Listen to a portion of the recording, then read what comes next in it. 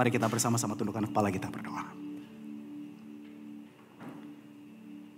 Tuhan, Engkaulah satu-satunya pengharapan yang tidak pernah gagal.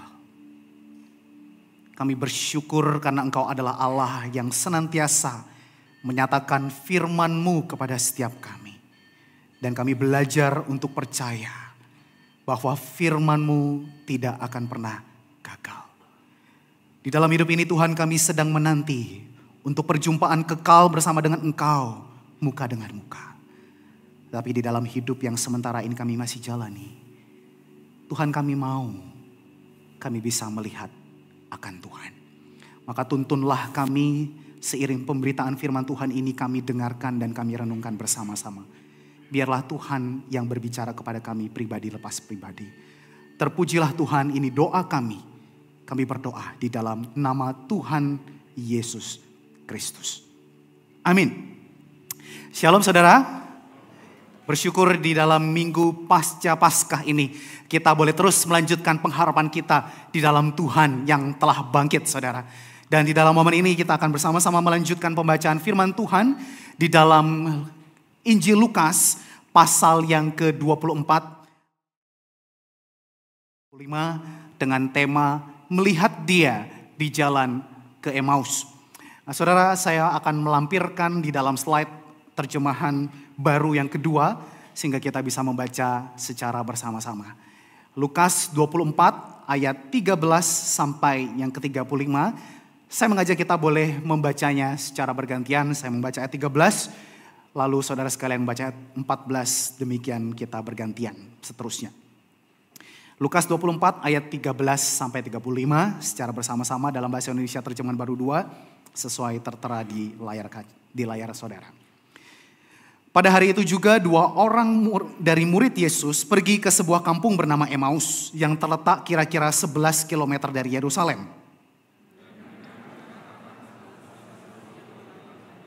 Ketika mereka sedang bercakap-cakap dan bertukar pikiran, Yesus sendiri mendekati mereka lalu berjalan bersama mereka.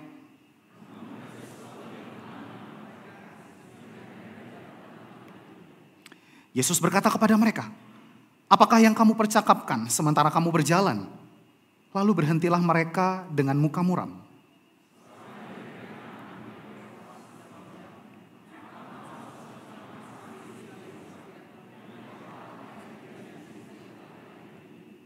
Katanya kepada mereka, "Apakah itu?" Jawab mereka, "Apa yang terjadi dengan Yesus orang Nazaret? Dia seorang nabi yang berkuasa dalam pekerjaan dan perkataan di hadapan Allah dan seluruh bangsa kami.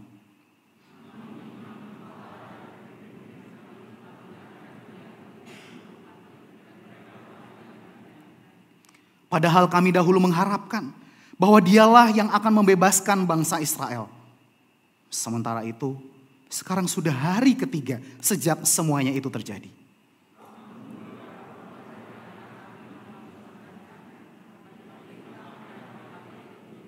Dan tidak menemukan mayatnya. Lalu mereka datang dengan berita bahwa telah kelihatan kepada mereka malaikat-malaikat yang mengatakan bahwa ia hidup.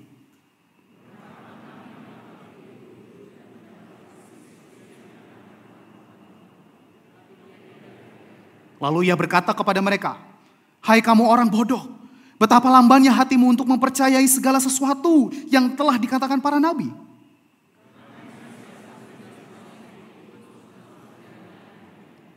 Lalu ia menjelaskan kepada mereka apa yang tertulis tentang dia dalam seluruh kitab suci, mulai dari kitab-kitab Musa dan segala kitab nabi-nabi.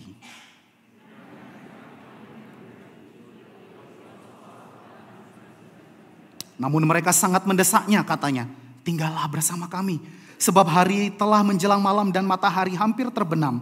Lalu masuklah ia untuk tinggal bersama mereka.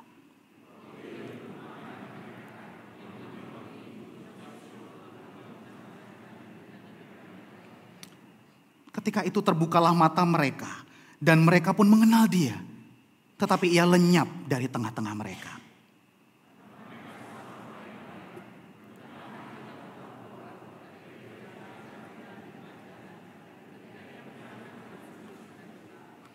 Lalu bangkitlah mereka dan terus kembali ke Yerusalem.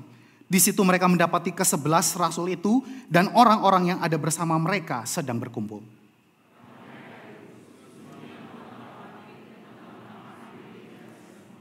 Lalu kedua orang itu pun menceritakan apa yang terjadi di tengah jalan dan bagaimana mereka mengenali dia pada waktu ia memecahkan roti. Berbahagialah kita semua yang tidak hanya mendengarkan firman Tuhan, tetapi juga mengimaninya dan menjalankannya di dalam kehidupan kita pribadi lepas pribadi. Saudaraku, ketika kita menghadapi tekanan, pada umumnya manusia akan diperhadapkan dengan dua situasi. Yang mungkin cukup kita kenal, yaitu situasi di mana ada orang yang akhirnya karena tekanan itu ingin fight, ingin menghadapinya. Tapi ada juga yang ingin menghindarinya, tidak ingin bertatapan langsung dengan tekanan tersebut.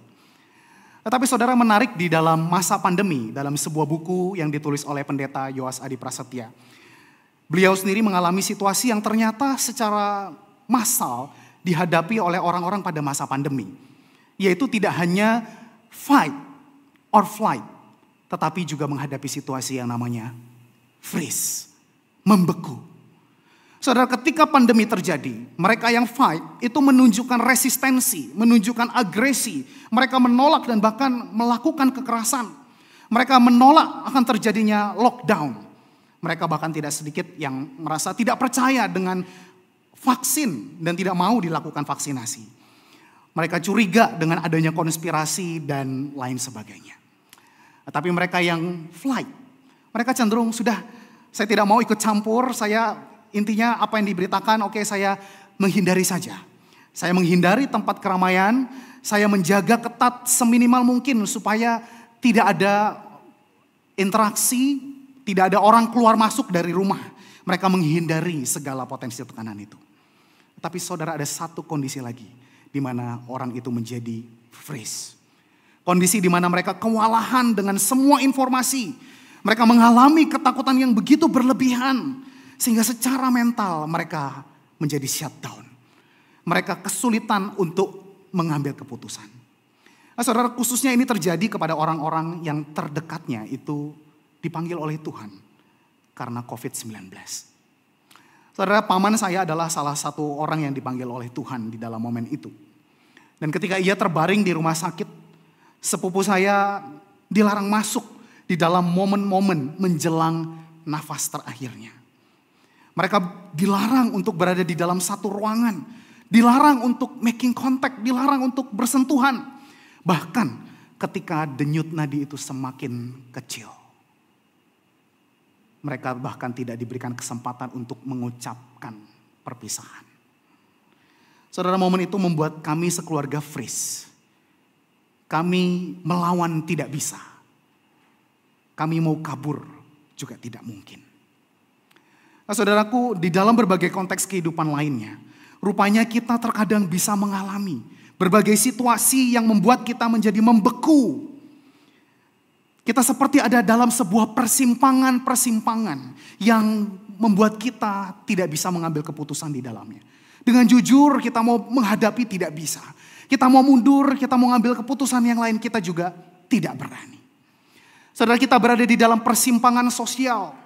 Di mana kita melihat kok orang lain rasanya semakin maju. Tetapi saya berada di posisi ini terus menerus, sedang yang lain terus maju. Kita berada di dalam persimpangan keluarga. Di mana ada tuntutan-tuntutan yang sebetulnya kita sendiri merasa, saya juga ingin loh lepas dari pergumulan ini. Saya ingin loh berharap bisa mengatasinya. Tetapi di sisi lain, rasanya kita sudah terlalu lelah, berjuang sendirian. Dan kita bingung harus mulai dari mana. Kita berada di dalam persimpangan karir. Di mana kita mengalami keraguan. Apakah kita berada di dalam jalur yang benar? Rasanya kita ingin tahu berada di jalur yang lain itu seperti apa. Tetapi kita juga tidak yakin. Kalau saya berpindah jalur, apakah hasilnya juga menjadi lebih baik? Belum lagi mungkin di tengah-tengah saudara, ada yang bergumul dengan persimpangan kesehatan. Mungkin ada yang bergumul dengan persimpangan finansial, relasi dengan anak, dengan keluarga, dan lain sebagainya. Saudara, kita mungkin menganggap situasi ini tampaknya tidak berbahaya. Tetapi saudara, ketika hati sudah menjadi beku, satu gejala akan muncul. Saudara, kita akan kesulitan untuk menikmati indahnya, manisnya waktu-waktu ketika kita berdoa. Kita akan menjadi kesulitan untuk merasakan kehadiran Tuhan. Maka saudara, jika demikian yang terjadi, apa yang firman Tuhan itu mau katakan kepada kita pada hari ini? Saudara, saya meyakini bahwa apa yang dihadapi kedua murid dalam perjalanan ke Emmaus adalah sesuatu yang juga dihadapi seperti kita di dalam persimpangan-persimpangan ini. Berdasarkan apa yang saya amati di dalam teks Alkitab, mereka adalah orang-orang yang termasuk di dalam Lukas 23, khususnya ayat 48. Ketika di sana dikatakan sesudah seluruh orang banyak yang datang berkerumun di situ untuk tontonan itu, melihat apa yang terjadi, pulanglah mereka sambil memukul-mukul dada mereka. Nah saudara, tontonan yang dimaksud adalah peristiwa ketika Tuhan Yesus disalibkan. Dan tidak hanya peristiwa Yesus disalibkan, tetapi di dalam hadapan mereka sendiri, mereka menyaksikan Tuhan Yesus itu mati di atas kayu salib itu. Saudara, pada saat itu mereka mungkin awalnya coba untuk fight.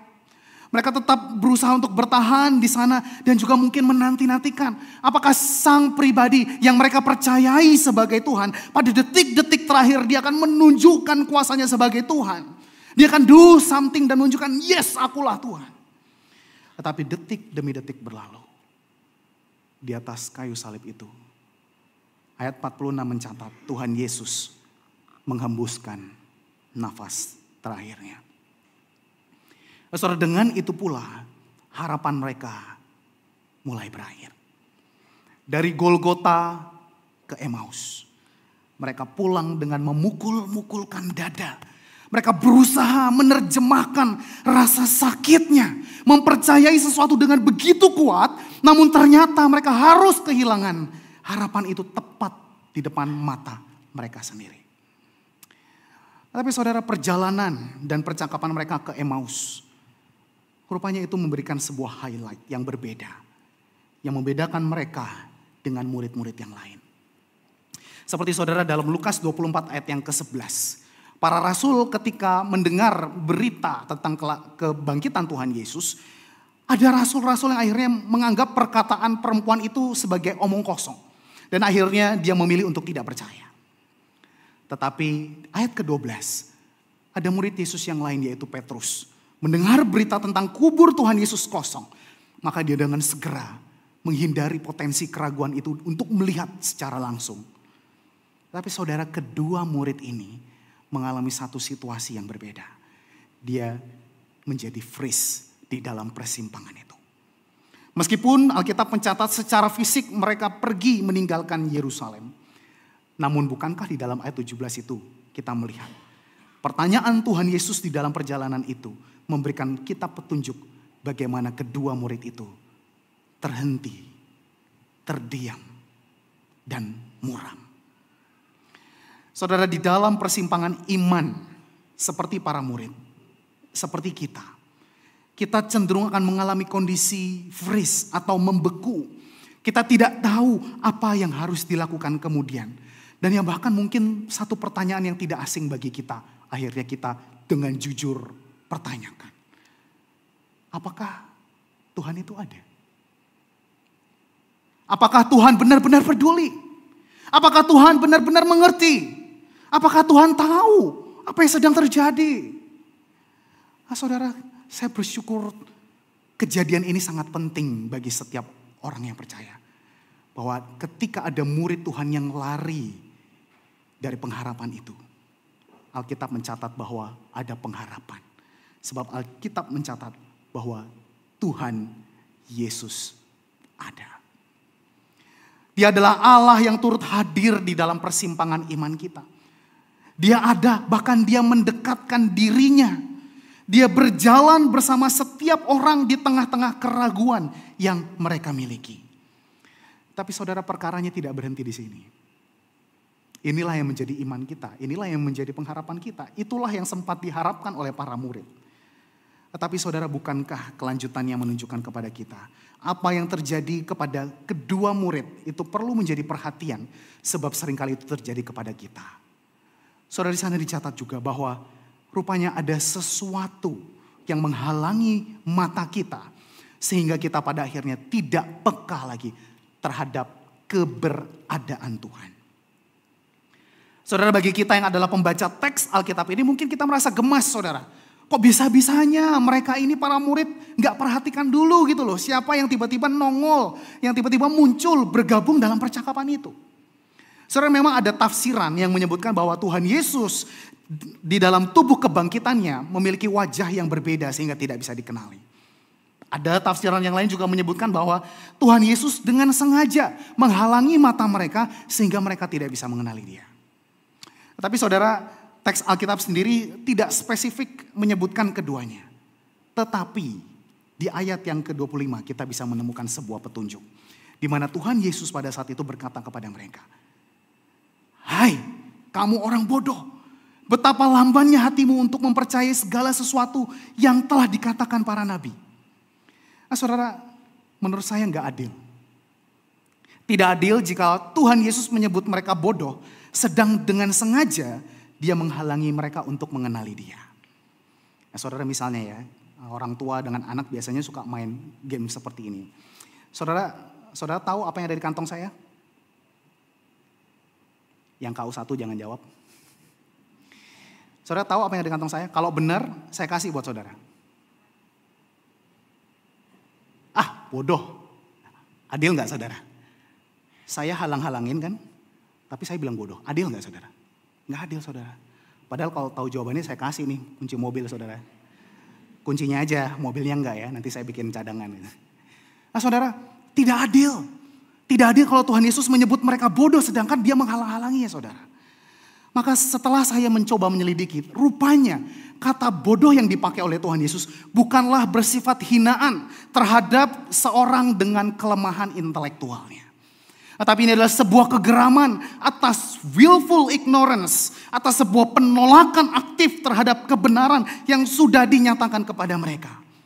Jadi sebenarnya yang mereka alami bukanlah karena kognitif mereka yang seolah-olah ditutupi, tetapi oleh karena kelambanan hati mereka yang menghalangi mereka untuk menjadi percaya. Jadi saudara, kesimpulan saya, komen saya adalah satu. Tuhan Yesus hadir dengan wajah yang lain ataupun dengan wajah yang sama sekalipun tidak akan menghasilkan perbedaan jikalau seseorang punya kelambanan hati. Betul? Saudara, kalau kita lamban hatinya, Tuhan Yesus muncul dalam bentuk apapun kita tidak akan pernah mengertinya. Maka saudara, saya mengajak kita untuk mencoba mengingat-ingat. Cobalah ingat baik-baik. Pernahkah Anda mengharapkan sesuatu yang menurut Anda bagus nih? Ini benar-benar berguna untuk kebaikan kalau ini terjadi. Ya, saudara coba ingat ya, hal-hal baik yang saudara-saudara cita-citakan. Nah, saudara, kita mungkin kemudian mulai mendoakannya. Tentu Anda ingin tahu, Tuhan ini sesuai dengan perkenanan Tuhan atau enggak ya? Ini kehendak Tuhan bukan ya? Saudara, bagaimana jika yang terjadi kemudian bukanlah seperti yang kita harapkan? Saudara, biasanya pikiran kita akan mulai sadar terlebih dahulu ya. Kita akan mungkin bisa berkata, oh ternyata ini bukan kehendak Tuhan ya.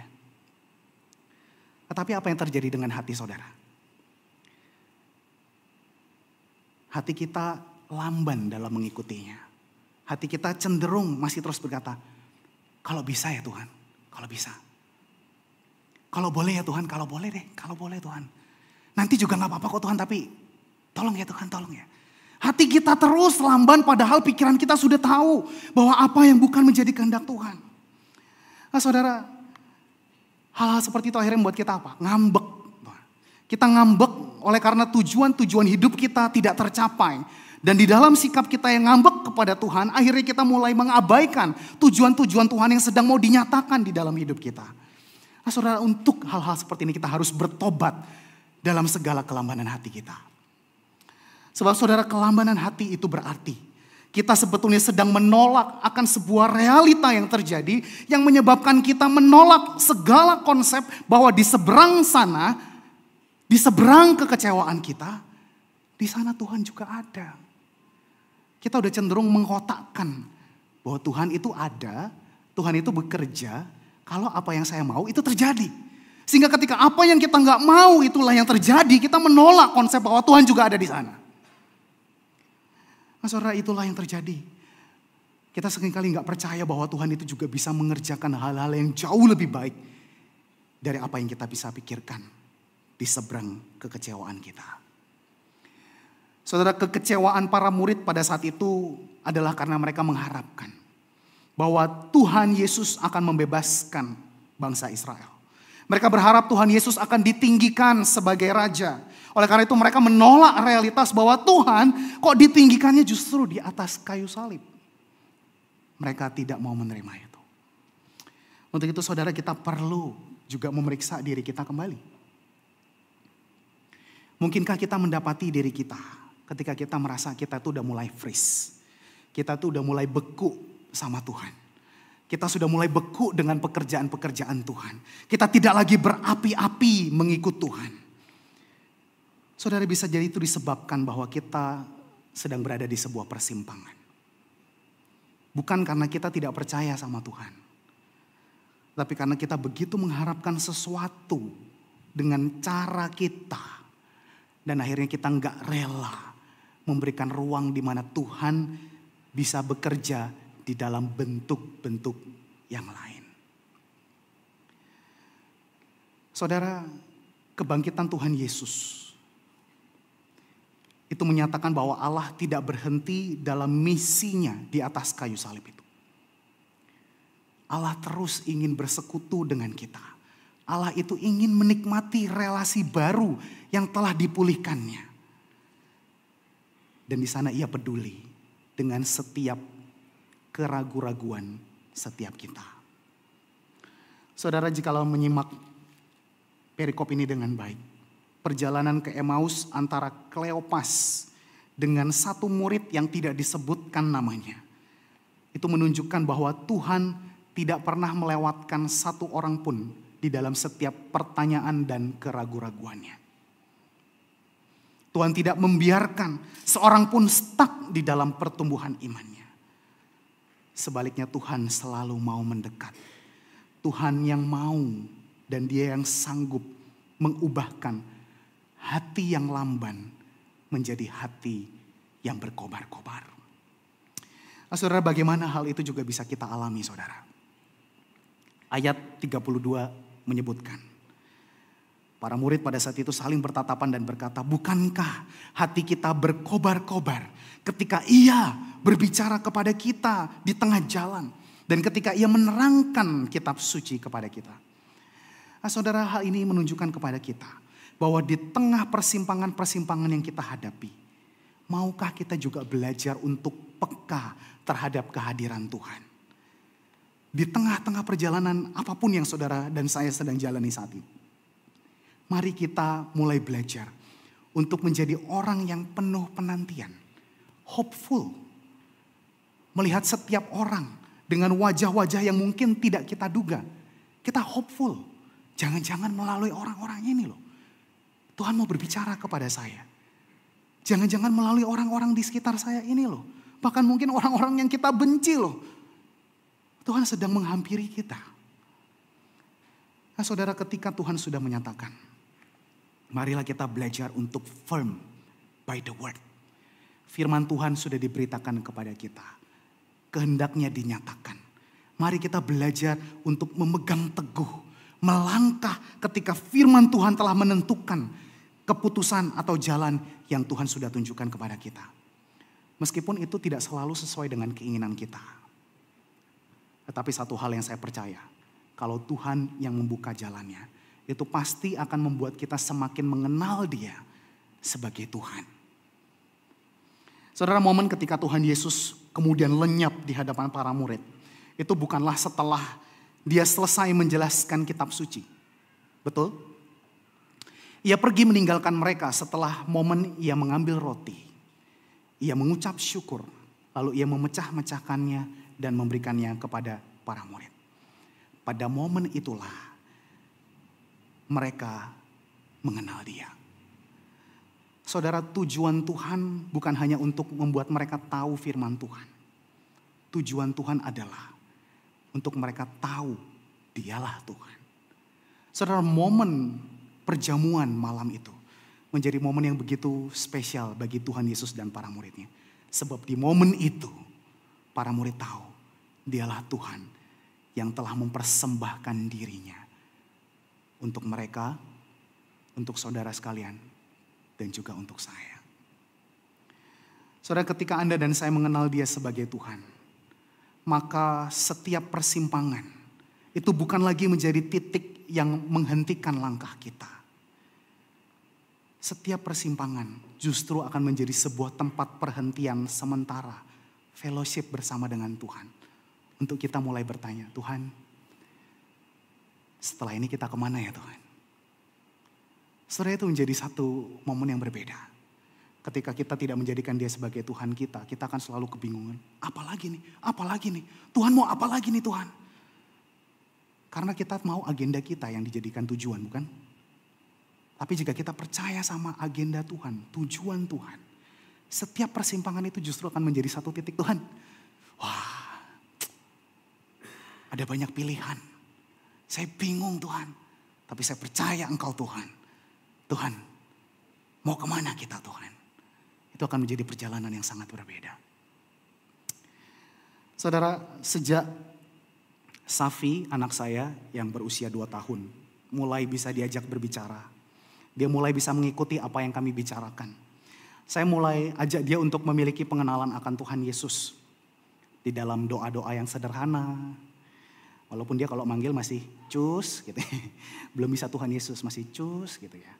Tapi saya menikmati bagaimana saya bisa belajar mengajarkan dia tentang Tuhan. Nah saudara, hingga hari Senin yang lalu, saya sedang bermain air bersama dengan anak saya di depan rumah. Tiba-tiba setelah hampir 1 jam berlalu, dia merasa terganggu karena ada sesuatu di atas. Kemudian dia dengan penasaran bertanya, dia manggil saya Paye gitu ya. Paye, papa maksudnya ya.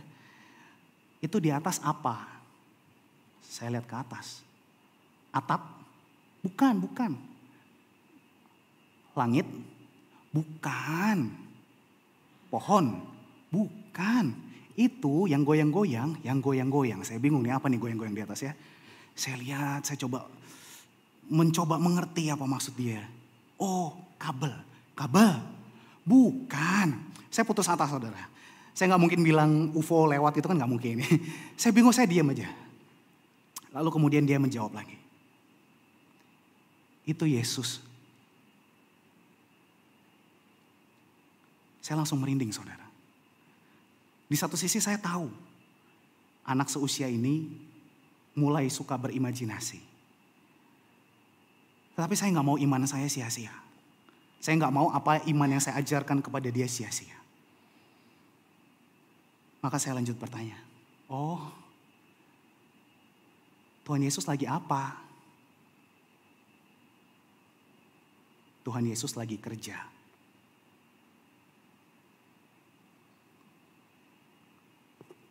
Saudara, apakah saudara dan saya sadar bahwa sekalipun kita tidak bisa melihat,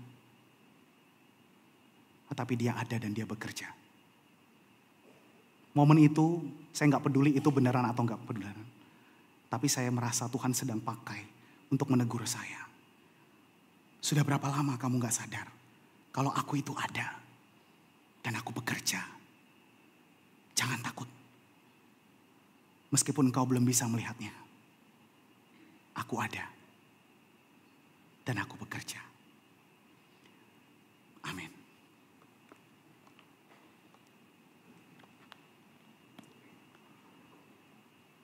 Tuhan, Engkau yang paling mengerti dan mengenal setiap kami, sekalipun mungkin bisa menunjukkan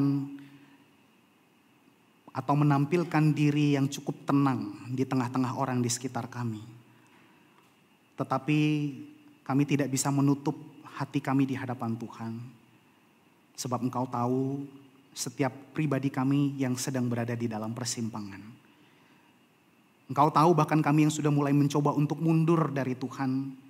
Kami lelah berpengharapan, kami lelah berdoa. Dan mungkin kami sudah menjalani hidup kami ini seperti apa yang mengikuti arus yang sedang dijalani.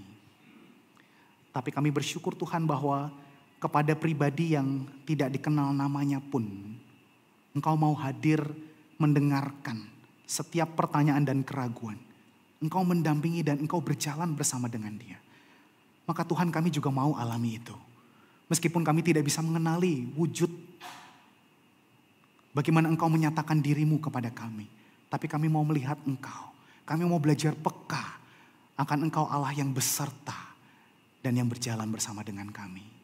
Maka Tuhan, ampunilah kami. Jikalau mungkin selama ini kami mengutamakan jalan-jalan yang kami inginkan. Sehingga kami lupa bahwa Engkau juga punya cara untuk bekerja di seberang sana Tuhan. Di cara-cara yang mungkin tidak kami pikirkan atau yang tidak kami sukai. Tetapi Engkau sedang mengerjakan karya-karya baik dalam hidup kami. Ampuni kami Tuhan kalau kami lamban hatinya. Kalau kami memikirkan pikiran kami lebih dahulu daripada iman kami kepada Tuhan. Momen ini Tuhan, kuatkan kami, kuatkan iman kami. Supaya kami juga tidak berputus asa.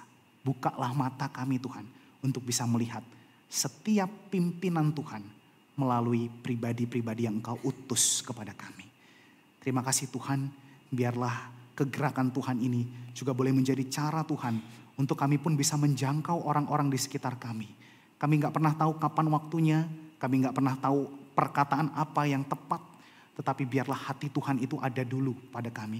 Sehingga ketika kami diutus oleh Tuhan, kami juga bisa memperkenalkan Tuhan yang terus care, peduli terhadap setiap pertanyaan orang-orang di sekitar kami akan Tuhan. Terima kasih Tuhan, ini syukur dan doa kami.